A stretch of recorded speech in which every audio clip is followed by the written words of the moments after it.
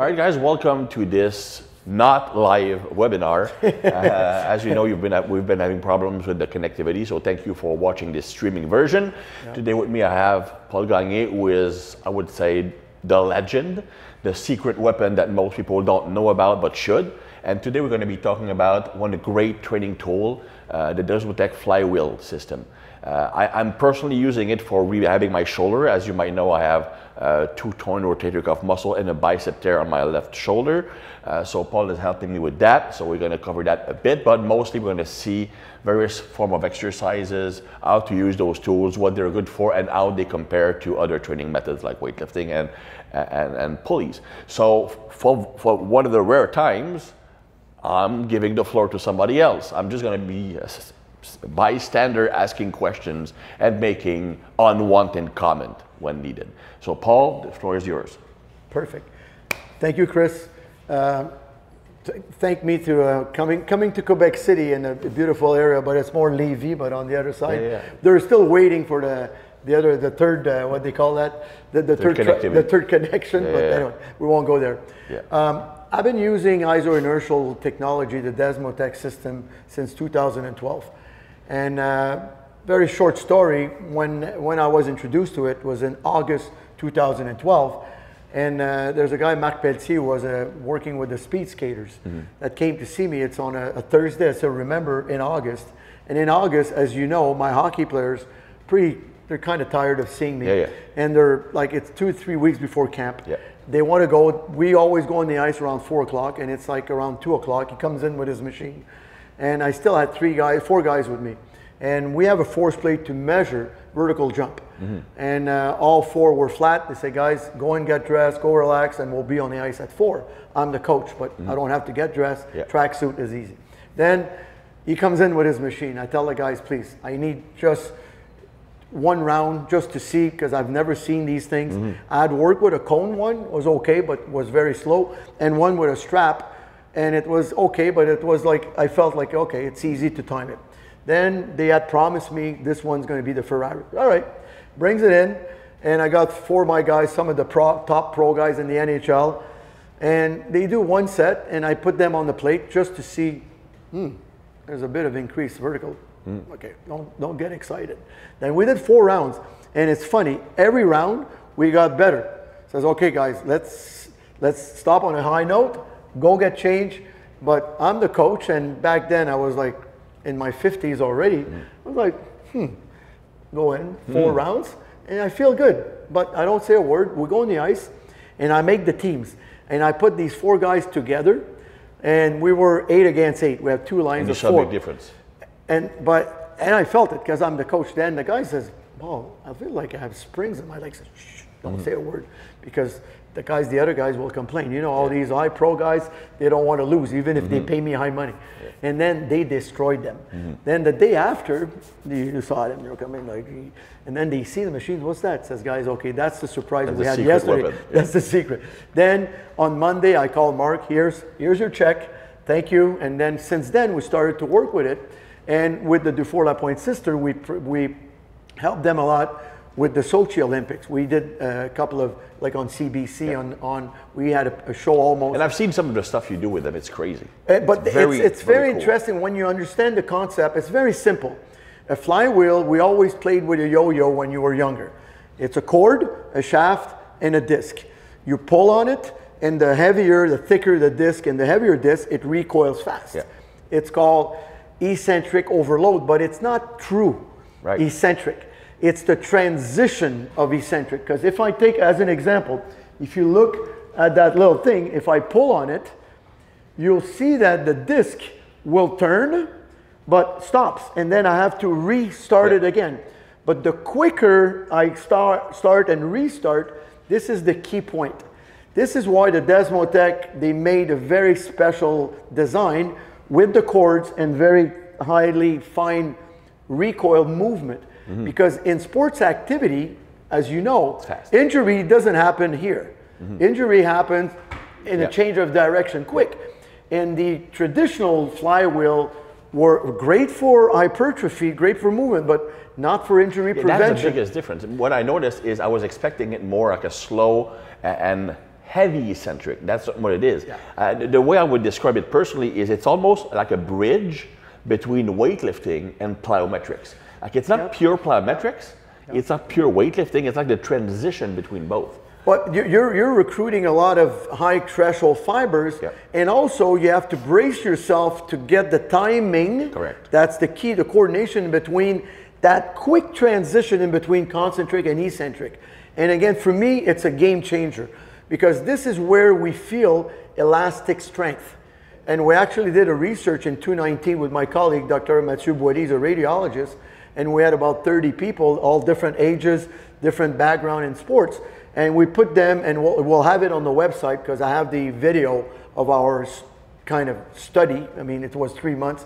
And we did people on this apparatus and on a belt squat because I wanted to imitate as much of that similar. And we had on Monday and Thursday, and we re-switched the group. And we had very high resonance ultrasounds, and we had 3 types. And Mathieu, the doc Boilly, took quads and hamstring and patella tendon and Achilles tendon. And what was surprising is that with regular squat, the muscles are getting very activated, but not the tendons. And that's not great because that pulls on the joint. Yeah, most athletes, they get injured because their muscles are too strong for their tendons. Then with the Desmotech, what we found immediately after one set, the tendon, the patella tendon and the Achilles tendon were getting red very quickly. Then the signal was better. When you signal like that, it means that you're going to be able to use the elasticity to break the inertia and to come back. Acceleration, deceleration. Like I always said, how do you feel pain in your muscle when you go downhill or uphill? Always downhill. It's that eccentric, but it's unstable. The good news with the contraction is so quick that it's kind of a perturbation. It's not unstable because you're stable on a platform, but you really need... It's a sudden need for force production. You need your quick RFD, I call that, or unpredictable RFD is there. And for me, training hockey players, even recreational, most of my clients in the corporate field, they're either weekend warriors, like you train people like that. They play pickleball, they play tennis, they play golf, they're very active. And most of my clients, they purchase that, they have it in their home gym. The good news is that because it's so precise, you need a bit of a learning curve, but when you learn it once, it's like going on a bike. It makes other exercise very easy. But what I like is that when we talk about time under tension, it's constant. If I pull on it, it pulls me back all the time. I have constant time under tension. Then if I take a dumbbell, here there's no weight, there's a bit, there's a lot, whoop, there's less. Then, I mean, don't get me wrong, it's still okay, but first of all, it's very predictable. Your brain is not stupid after a while. I think that's the biggest thing though. I mean, those unpredictable need for force production. Like when you're playing sports, at any given moment, the muscles might need to fire, and it's more reactive than voluntary. So I think that kind of trains that because you know that you're going to have that shock, but you don't know where it's going to happen. So I don't think you can actually voluntarily contract the muscle. It's reactive. So that's actually probably more fast twitch fibers because these are the only fibers that can be producing force quick enough to overcome that. It's called almost survival. It's like people lifting stuff when you're stuck. And that's really what forces you to, like you said, to react but anticipate. This is where, as a posturologist, the advantage also trains a lot the brain. Because if you take perturbation, especially horizontal, it will work part of your cerebellum that's involved into proprioception. But the VERMIS, that's basically one part of the cerebellum that's responsible for like almost managing lateral forces. When if I push you in hockey, okay, that's where if this is very well active, you'll kind of go with me and then you won't fight me. Is that why when you're teaching the exercises, you are putting a good emphasis on head position? All the time, all the time. And you know what, Paul? And that's pretty cool, but I'm putting myself in the place of the viewers. They want to see how it works. So how about bringing a model and doing a few exercises? Perfect. We'll start with this one because this is the easiest, the V. See, basically, what I'm going to see when we talk about lateral force, most people when they squat, in your opinion, Chris, do we get injured more this way or laterally, like in football or in hockey? Laterally, and we almost never train that. Exactly, that's the point. Yeah. See, when I teach someone to squat, we work laterally, but I want to do a little test before. Sure. I love testing. See, I'm going to ask you, take the stick, and now turn your back to the camera. Come here. Overhead, bring your arm overhead. Keep your feet very flat. Like, turn your feet in a bit, and just do a overhead squat very gently. All the way down, keep, perfect, and back again. That's good, perfect. She's a good client for camera, but not great to do testing because there's not much. But still, let's have fun. See, now I'm going to ask you to just come here and just do very little squat like this. See, you're going to go up and down, very deep, and keep the rhythm. See what I'm doing? I'm keeping the rhythm with my hands, and I squat. Each rep, you want to go, that's it, push a bit and back down. That's it. Back down that's it. Push first, push it up, and now go down. That's it. Go up and follow me down, and back up and back down. Tuck your elbows in, look forward, and now increase the speed and increase, that's it, and deeper if you can. And push. Very good. Go get that speed going. A little faster, good timing, and push with the inner leg more. It's offset kind of training. Very good. Excellent. Keep it tight. Now switch the other way, facing the opposite side. Do the same thing.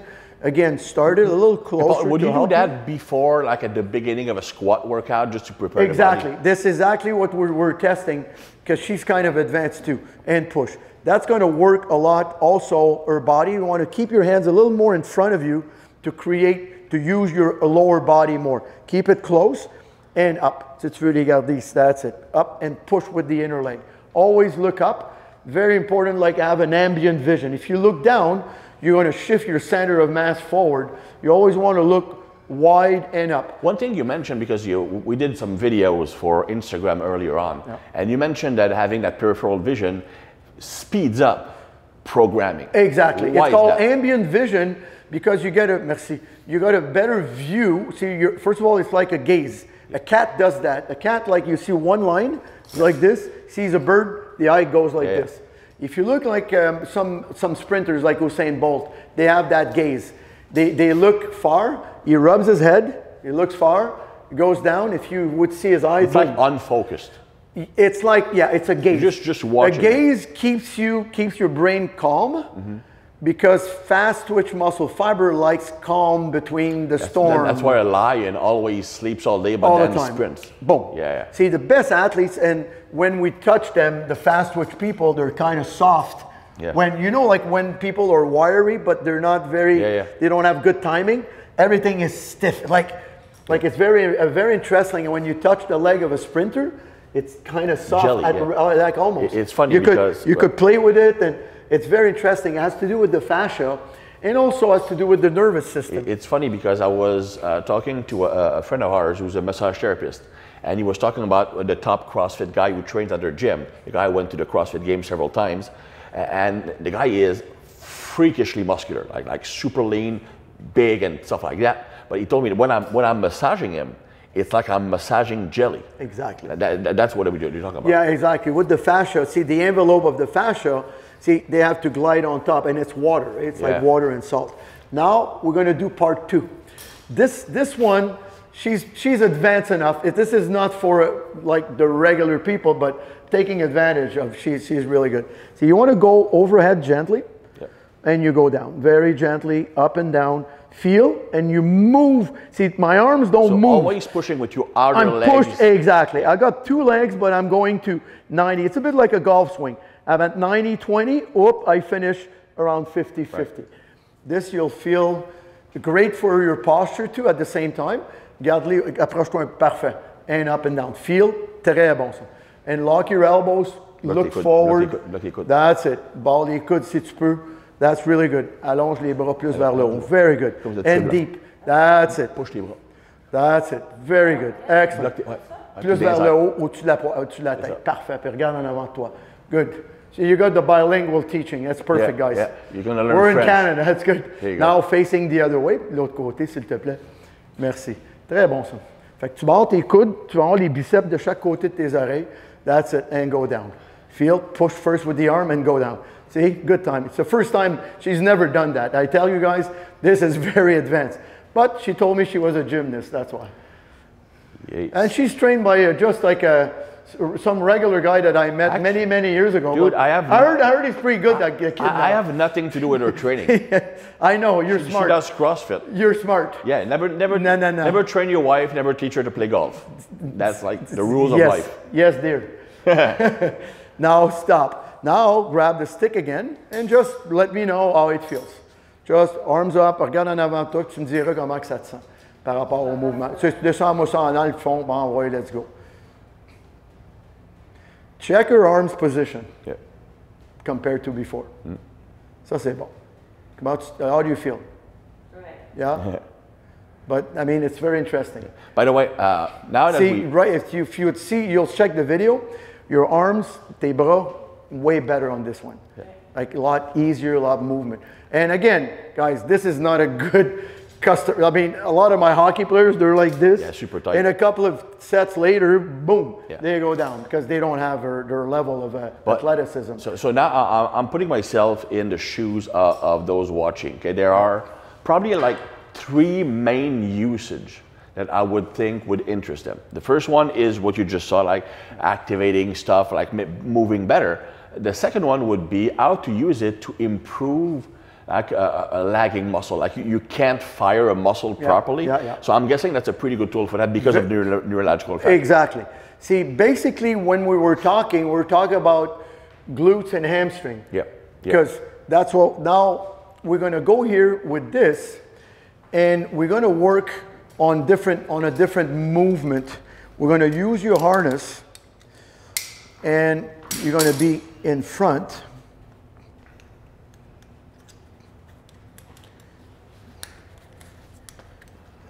And what we'll do a very low split squat. Tu vas te mettre en avant ici, mettre une jambe en avant, jambe en arrière.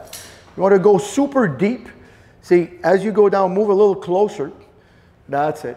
Close, close, close. Now a little more forward, that's it. And now as you stand up, you feel like you're going backward almost. Go up, push, and back down. Like a little further back. Push. That's it. And back down. A little further.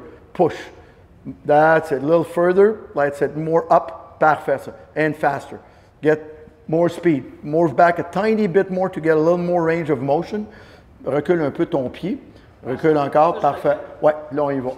That's it. Go down. See down. Go down deep. And go back up. That's it. Very big. That's going to activate a lot. See your toes? That's great for the portion of the quad right in front to activate just before we do the hips. Because we want to code. See, the rectus femoris is in contact with the glutes. A lot of people that they want to feel their glutes and hamstring, they have to fire up. Now, prends l'autre jambe. Do that's it. Same leg. Go down deep. That's it. And go back up. That's good. Very good. And back up. That's really good. Up and down. Very good flow. Good flow. That's it. For her, your movement is getting more fluid. And the timing is important. You got the word, Chris. Timing is the key. Very difficult because her hands are not using. And it's almost horizontal. And what I know is that some people will look at it and say, okay, it requires timing. It's not for me. Well, it's those who have no timing who will benefit the most from it. Recule ici. Là, tu vas faire la même chose vers l'avant. Ouais, un pied en avant, un pied en arrière. Recule-toi encore un peu.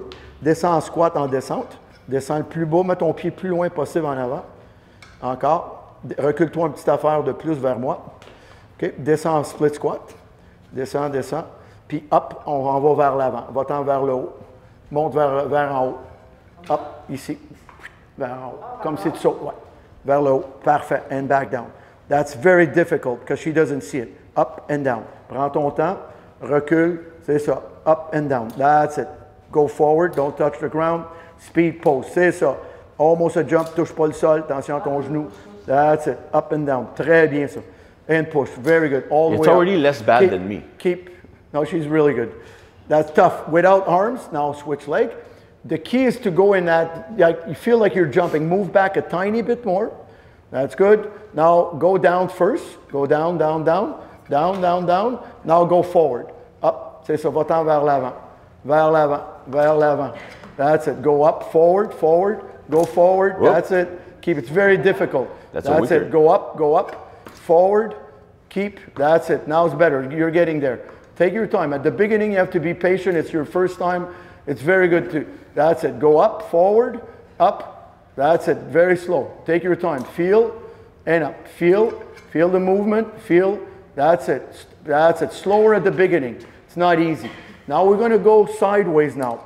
See, you're going to go here with the harness because it's a lot tougher. Now tu vas te mettre de côté. What would explain the fact that she is less good on the one of the sides? Because she doesn't see it also. Okay. See, it's very difficult when you don't see it. She doesn't have the hands. Yeah. This is all the feeling about her pelvis.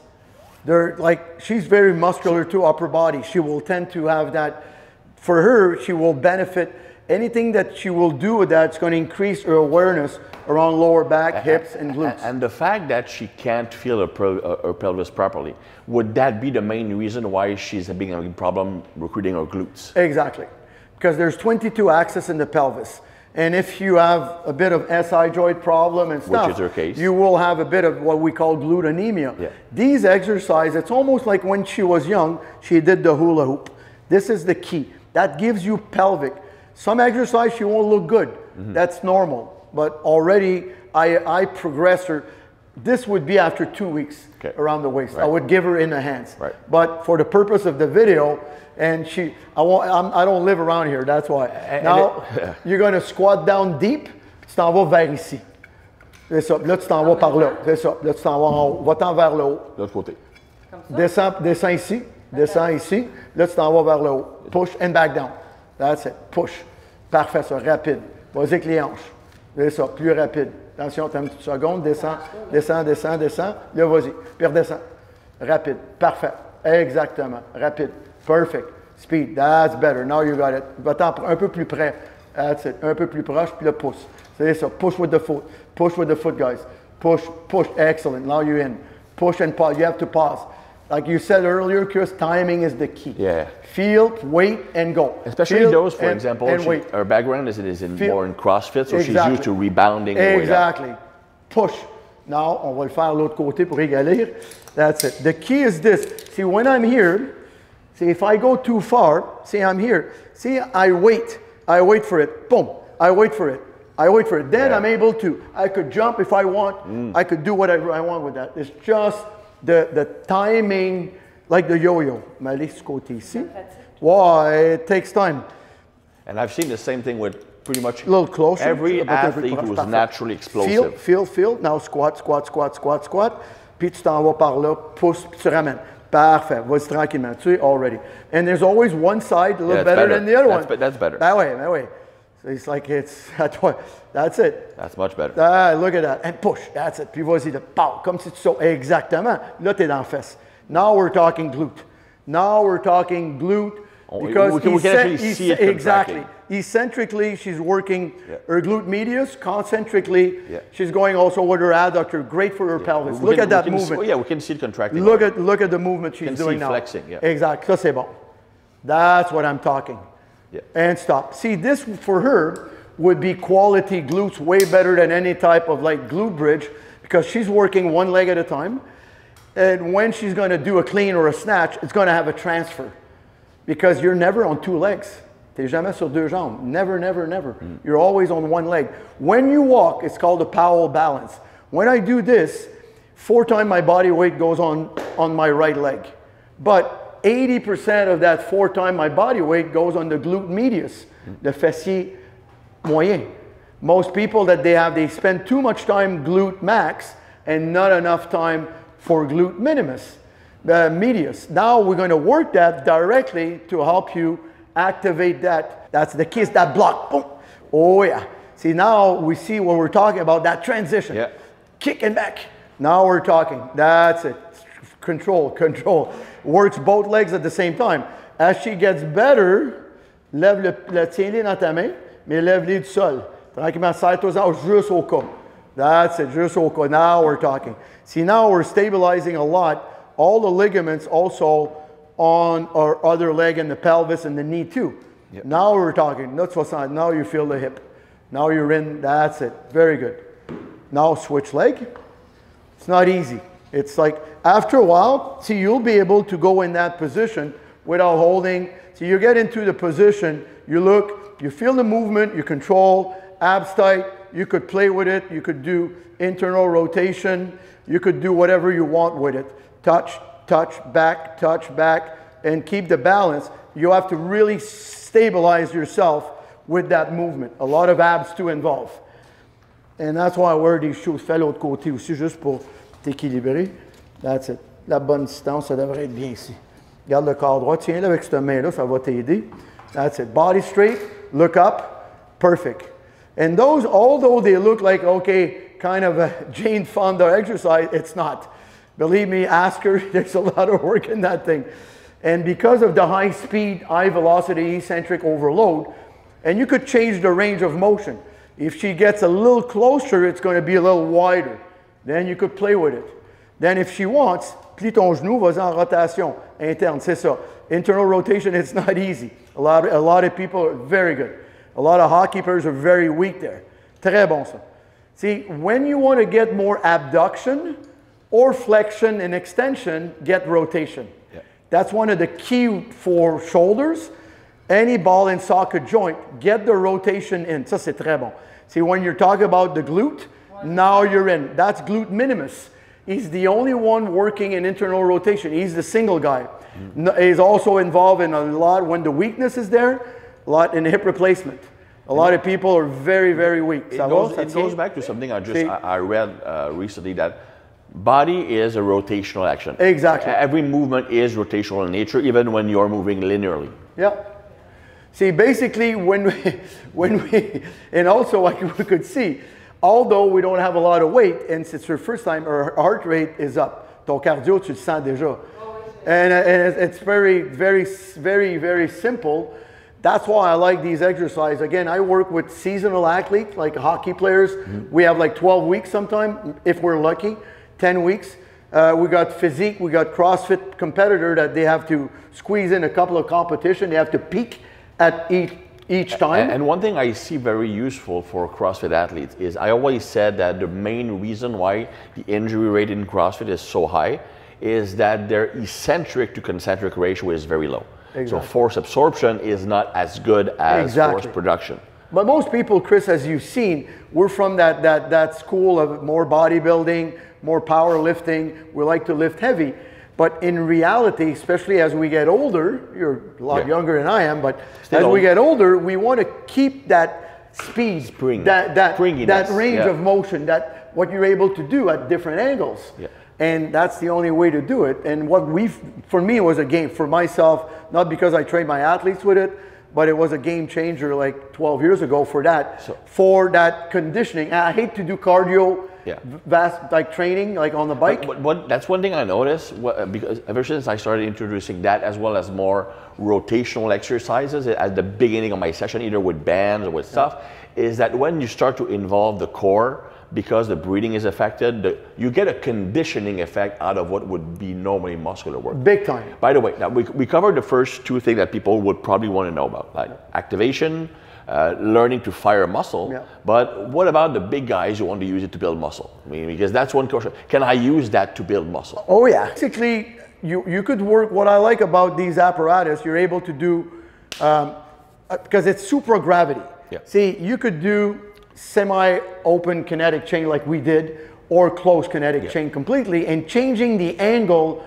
of your movement will change the recruitment. Yes. Now, you're gonna, and we had a bit of practice before. That's fun. Well, she was good. You had a laugh, I had practice, because I'm not good at that movement. See, when you do that, guys, if ever you have one, always hook your athletes, and you want to be having first your navicular align with it, like with the center of the box. And what I'm going to do, see, at the beginning, she's going to do only an activation of her calves. She wants to look forward, and just go up and down on the calves. Juste les mollets. Lève les talons dans les airs, juste les mollets, tranquillement. Up, parfait. Just, she's good. She's able to bend the knee. The key is to feel that she's keeping the rope under tension. That's it. Up and down, va plus haut encore. C'est ça. Parfait. Ça. And up and down. I'll make it just a bit shorter. That's it. Good. The key is to stop the rope. That's the basic movement when you use a bit of what we call triple extension.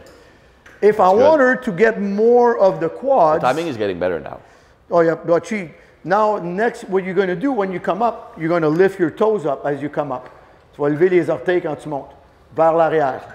Up, parfait. Now it's going to be a lot more quads. By lifting your toes like this, you're creating a lot of tension on the shins.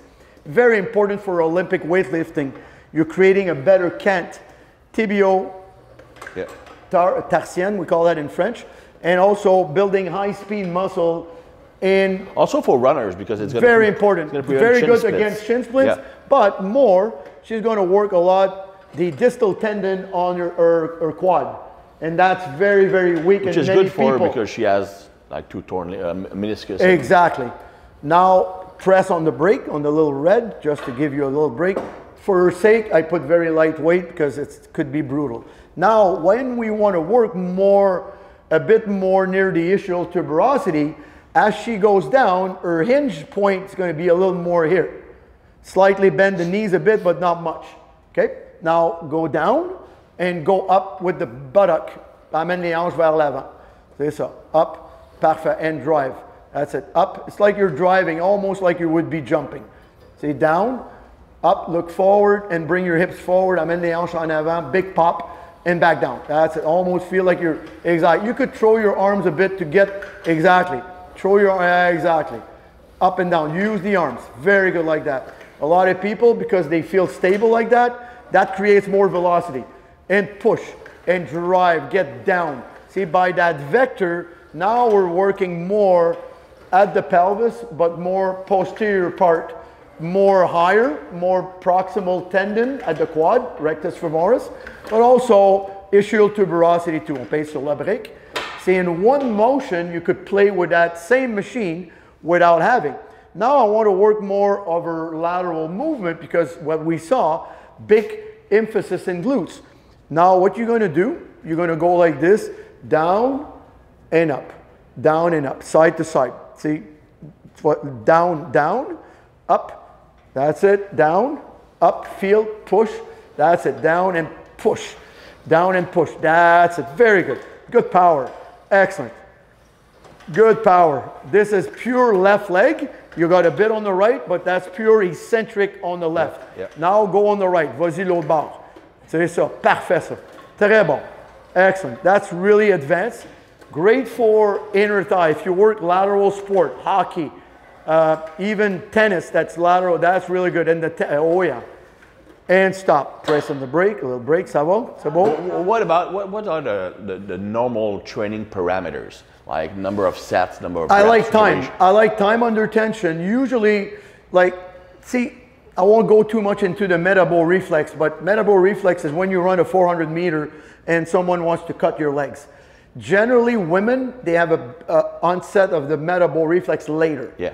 Like on my skiers, my Olympic skier trains with my hockey players. They can go longer. You will do 3 sets, she'll do 5. Yeah. And at the same level of intensity, like on the computer, we could see it, you're able to do more reps. Yeah. And that's why I have to take that in. That's why women, they love that. The only side effect, if you do too much and heavy, it's hypertrophy. You could put... Which would be a nice side effect for most people. You could put, like, as my skiers, like usually we start to very heavy load around like mid-July because their ski season, they're on the snow around October. They don't like their jeans around September.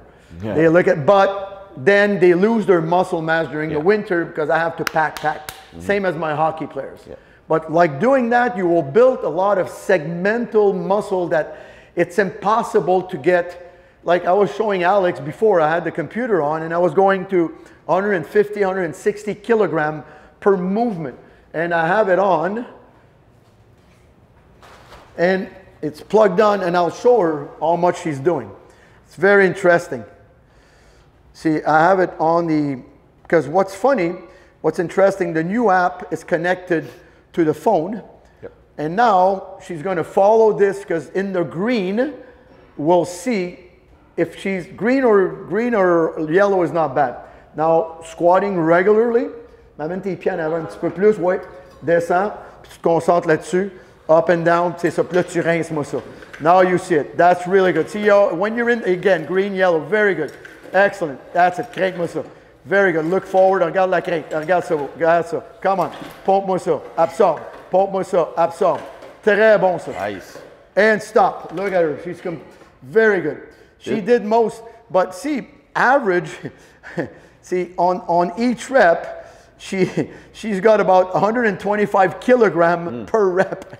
I mean, pour chaque répétition, tu produisais 125 kilos, fait que 285 livres de force. Imagine that every rep, I would crush her spine to put almost 300 pounds doing that speed. Yeah. That allows you that. That's why you feel it like this.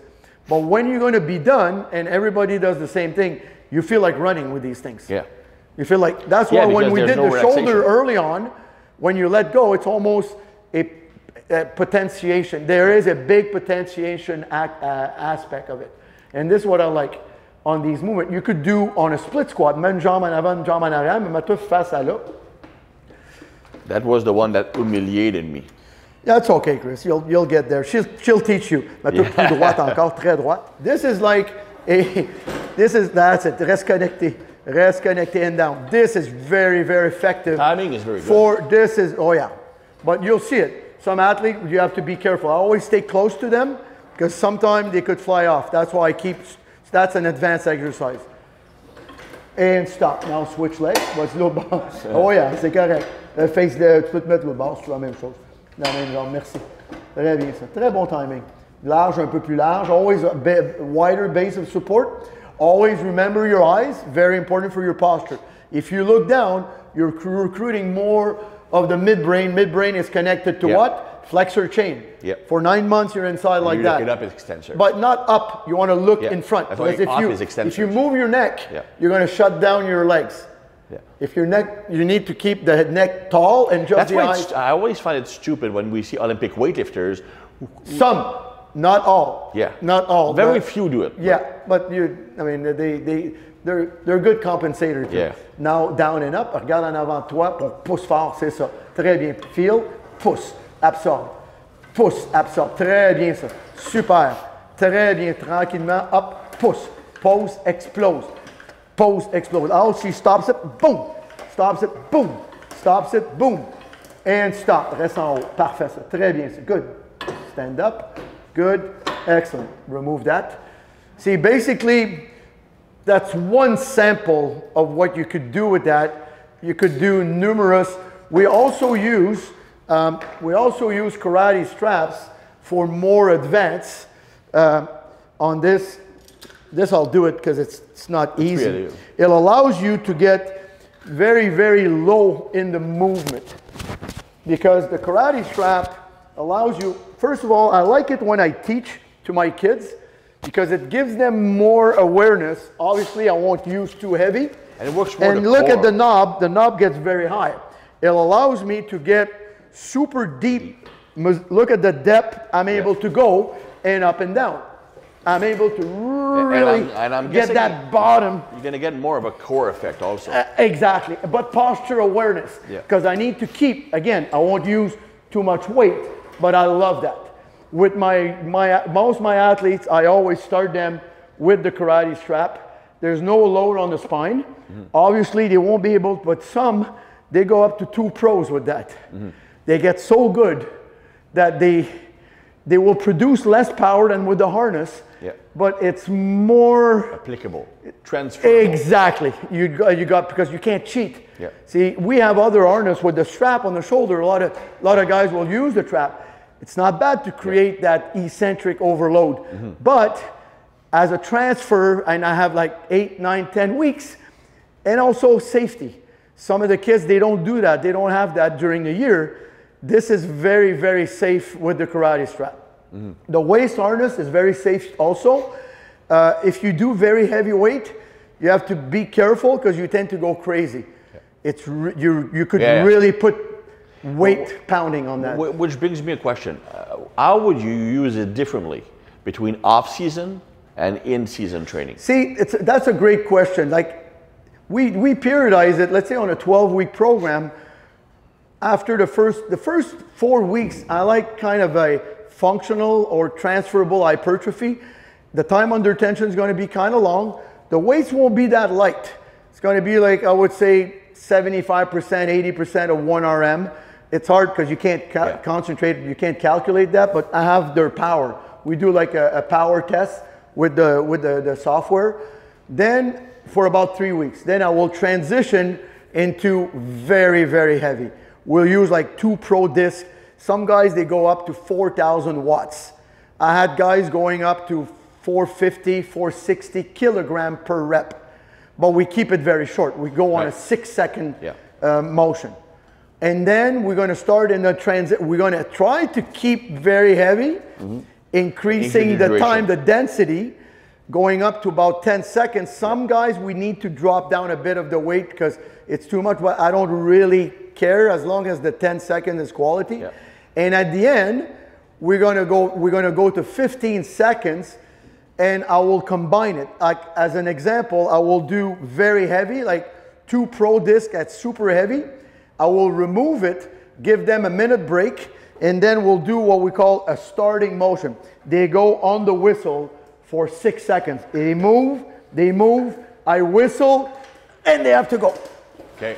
As fast as they can. I don't really care about the depth that much. Just the speed. It's the speed. I mean, 45-degree to 60-degree knee bend, but I want speed. Okay. And that's one phase. And then the next workout, we'll do what you did with the complex. Very high tension, high symmetric. Yeah. If they can, in hockey, it's very hard to do Olympic weightlifting. Most guys, they had wrist injuries. Then or shoulder range of motion. I will go to a heavy either front squat, 3 reps.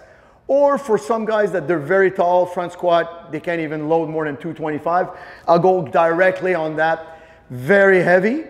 I will give them a minute, 90 seconds break, remove the big plate, put like a medium plate, do another set of 10 seconds, and then jump over hurdles. Okay.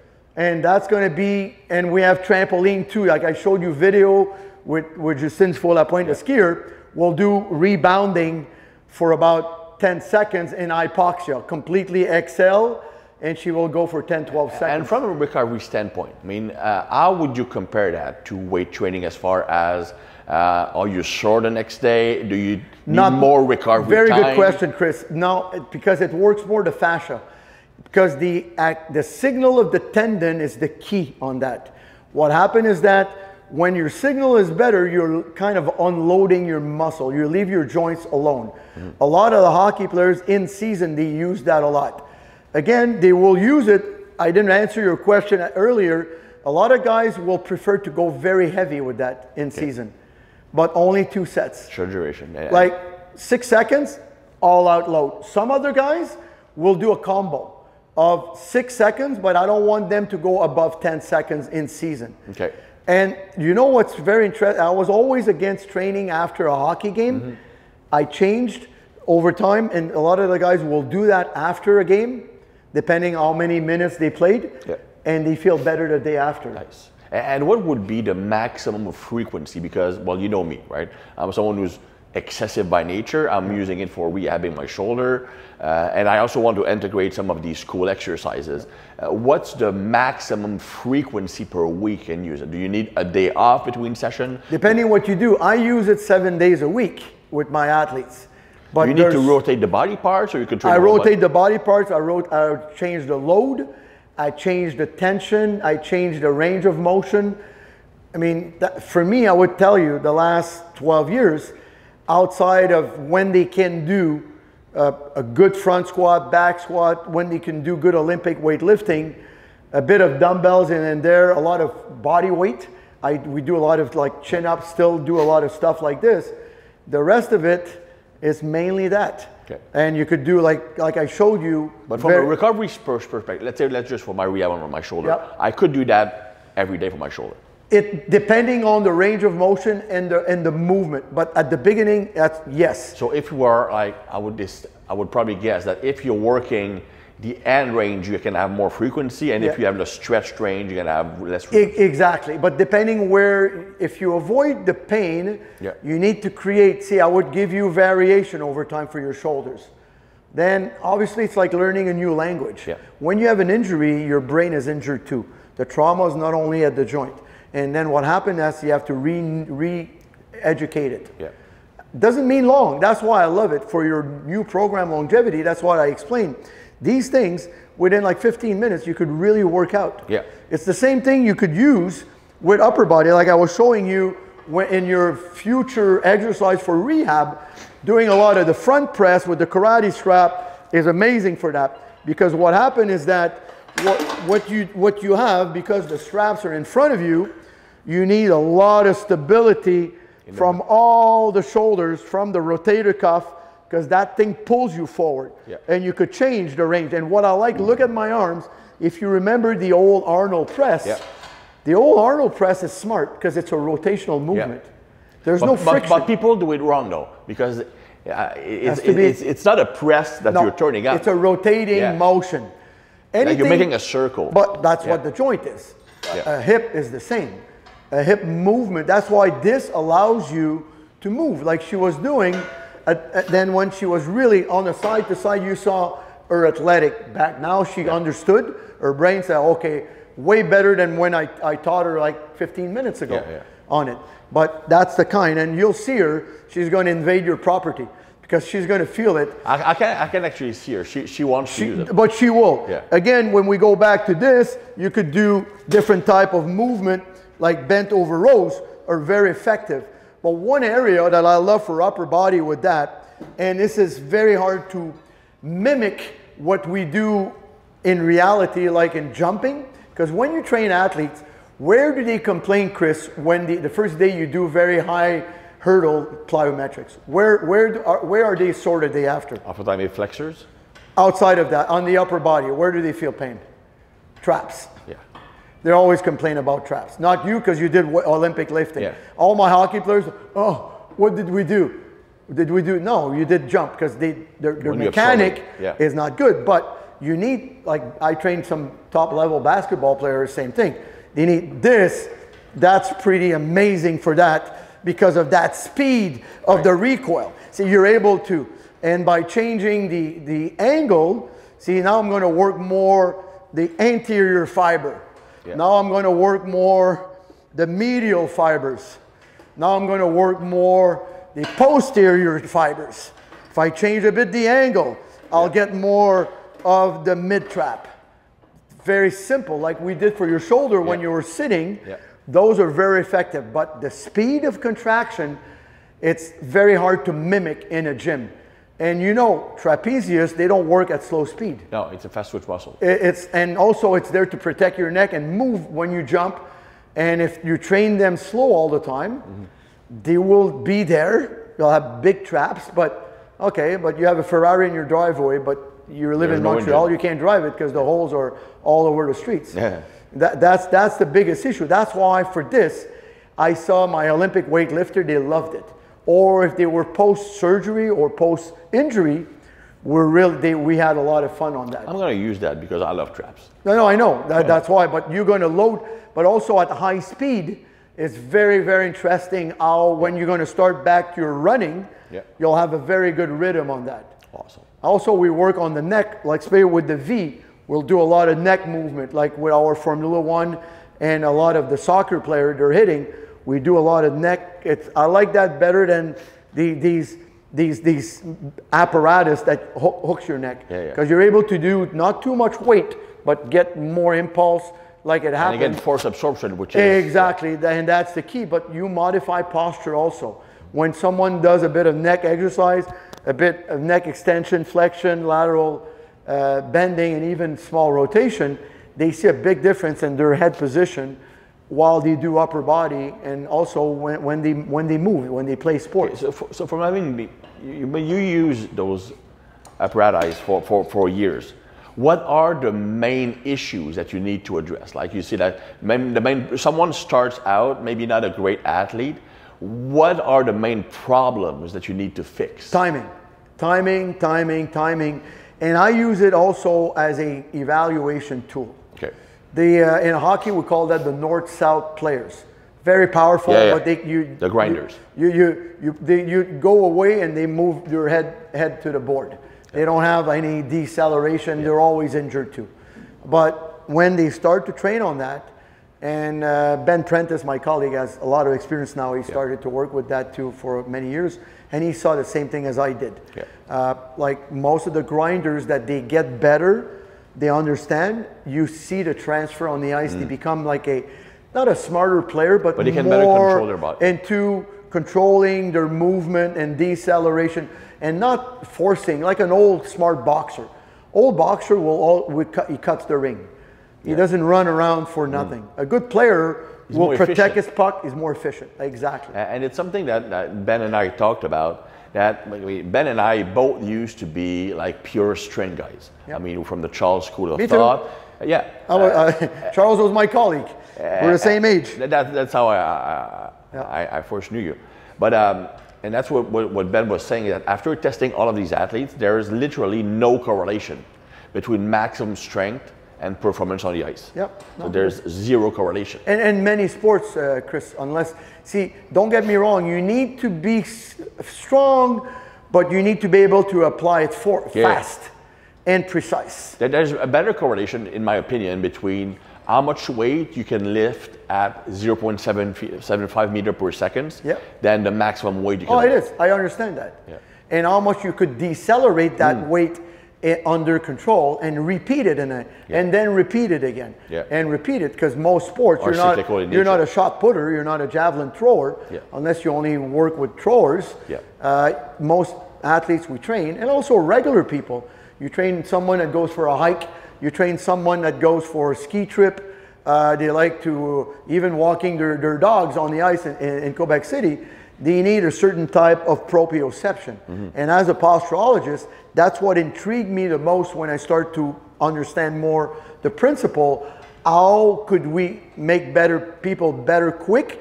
I don't like to warm up too long. My athletes, they don't like to warm up too long. And I feel in our field, there's too much long. Guy Voyer always told me, my late good friend that passed away not long ago, says, a warm-up, Paul, has to be the shortest and the most efficient. That's it.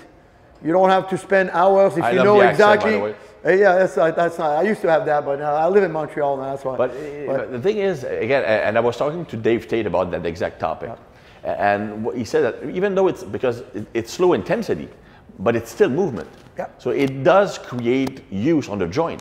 So if you have too much volume, it does take a toll, especially over years and years and years. I mean, and I've noticed the correlation when I was working with lots of CrossFit athletes.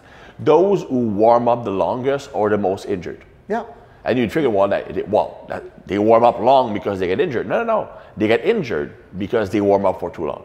The body becomes more brittle. And also not enough load. We have no choice. The bone structure, we're on Earth. We're anti-gravity creature.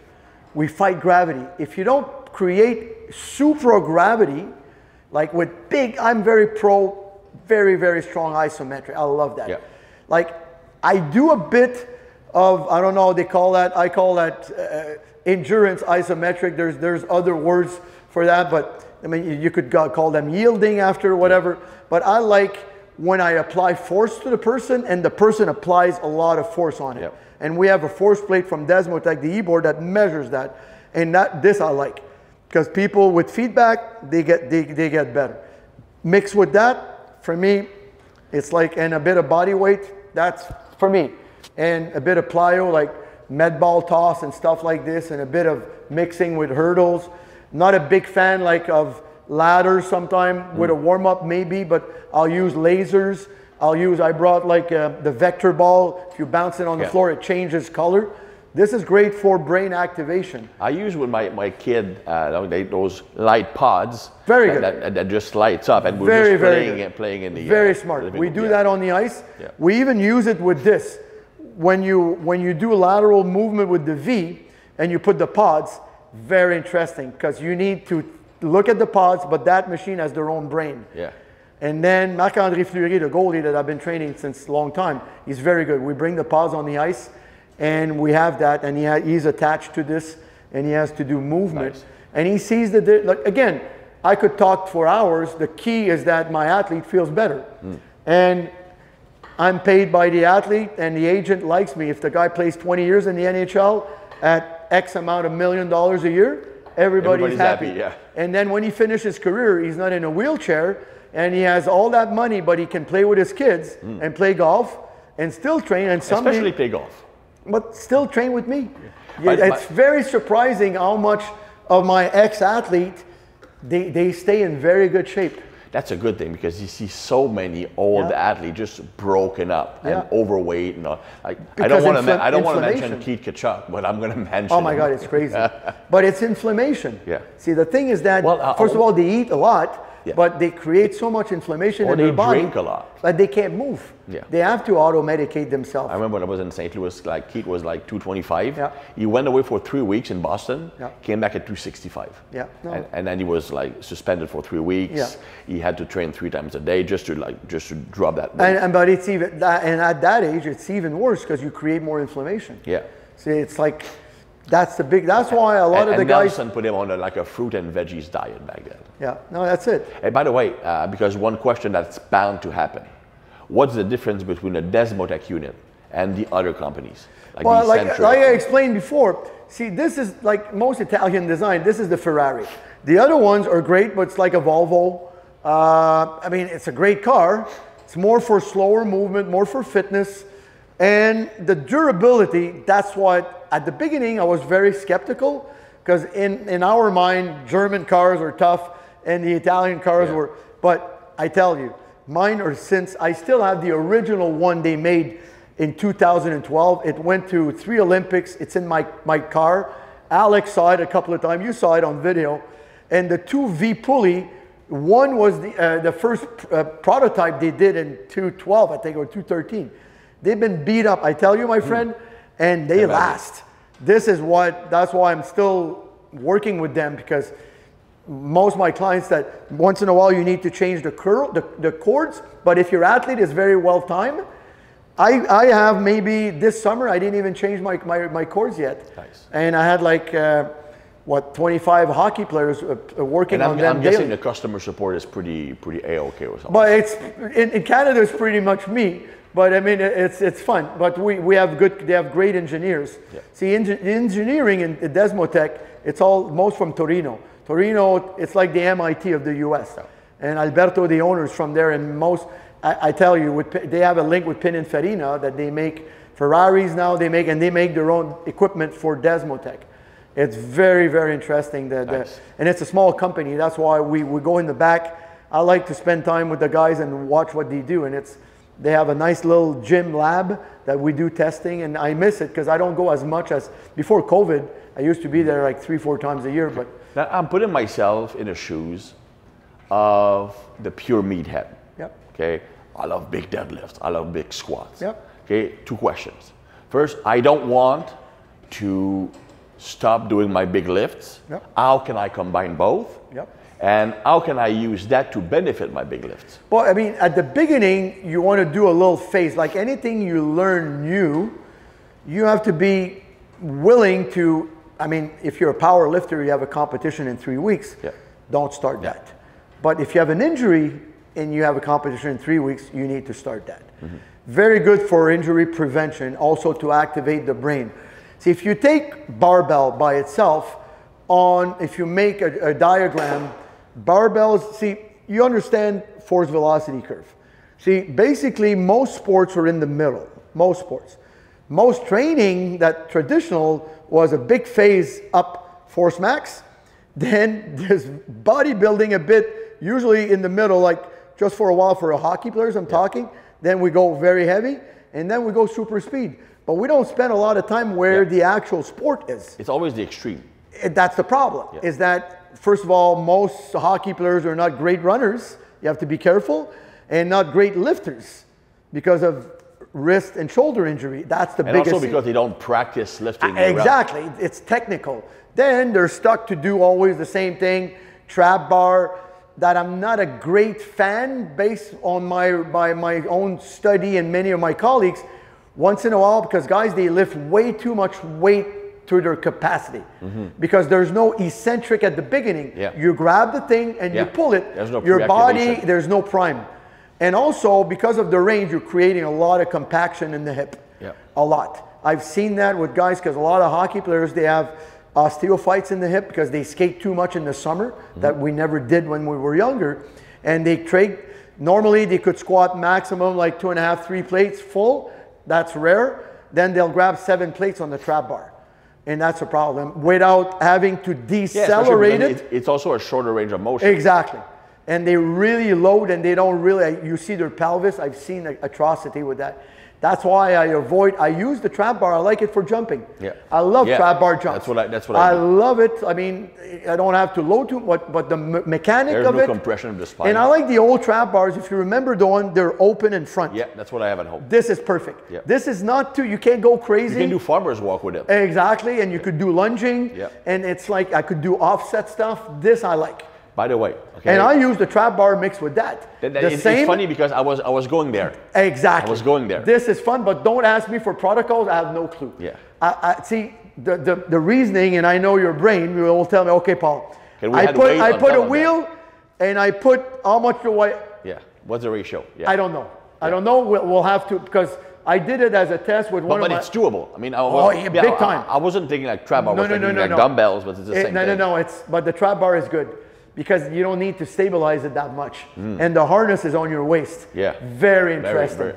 Very, very interesting. I even hook like this with handles on the bar, but that was a little too circus. Charles came back and he kind of bit me and said, okay, Paul, stop. That would have been good for the gram, though, for the Instagram. It could have been good, but it was too much. But again, try it, but with your open space trap, put the harness, grab it, go up and down. Very interesting, and we'll talk later on. What did you feel with the protocol? And I think if we check maybe vertical jump, but you know where I see the difference with that? And you can do broad jump. I see the broad jump, and also the penta jump gets better. And you can do a contrast. I've done it, and I let go. Trap bar, exactly. That's what I did. I did 3 types of exercise with it because I couldn't load too much with the trap bar. I did both. I dropped the trap bar. I did 6 seconds, 6 seconds off, 6 seconds, remove the harness, grab the trap bar, 6-second jump. And then that's nice. I was kind of I kind of want to do it right now. It was really fun. And I didn't have that much weight on it. I only had like well, you need a weight 45. I only had like 45 on each side on my trap bar. But the one I have is the original one from BFS. So it's the 65. Big one for tall guy, because I wrote an article with Kim Goss on that. If you go online, BFS, I was with Sylvain Girard. I invented, like, we do chin-ups with that. We did dips. We did like... That was a great magazine, like true strength and if you go back, I mean, I have to... Kim told me he's going to put them on my website one day. I have about 40 articles that we did. Like, Kim, I didn't do it. Kim did. I'm the actor. You also wrote a book together recently, right? Get stronger, not bigger. Very interesting, but for women mostly. But I mean, like, well, any athlete, like either a weight class. Kim did a very good job on the drawings.